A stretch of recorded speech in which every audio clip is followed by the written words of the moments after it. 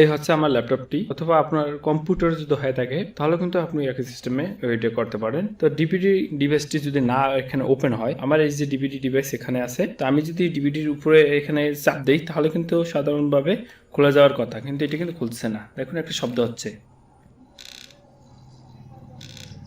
Hello viewers, আসসালামু আলাইকুম।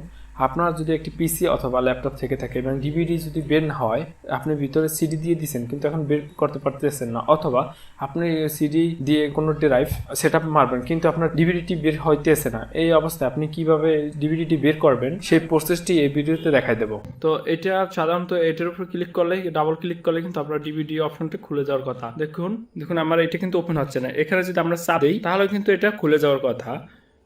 এই যে আমি চাপ দিলাম, শব্দ হইতে আছে কিন্তু এই ডিভিডিটা জাম হয়ে গেছে, ডিভিডিটা খুলে নেয় এবং একটি কিন্তু ইরো চিহ্ন চলে আসছে। তো আমি এটা কেটে দেই। তো এটা আমরা এখন ইমার্জেন্সি খুলবো। এটা খোলার জন্য আপনার যে কোনো একটি সুইচ নিতে হবে, এইভাবে একটি সুইচ, এবং এই যে এখানে চাপ দেওয়ান্তি অপশন আছে, এটা পাশে দেখুন ছোট একটি ছিদ্র আছে।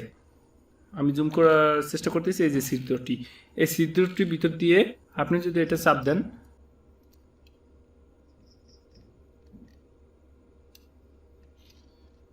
দেখেন এটি কিন্তু খুলে গেছে। এই যে আমি আবার দেখাই আপনাদের।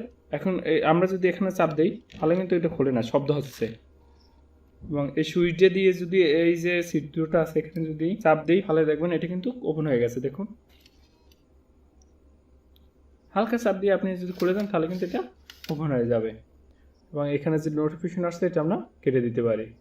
আপনি যদি ভিডিও থেকে কিছু শিখে থাকেন অবশ্যই ভিডিওতে লাইক দিবেন, কমেন্ট করবেন। আর এরকম ভিডিও পেতে অবশ্যই চ্যানেলটি সাবস্ক্রাইব করে আমাদের পাশে থাকবেন। আর যদি অলরেডি চ্যানেলটি সাবস্ক্রাইব করে থাকেন, থ্যাংক ইউ সো মাচ।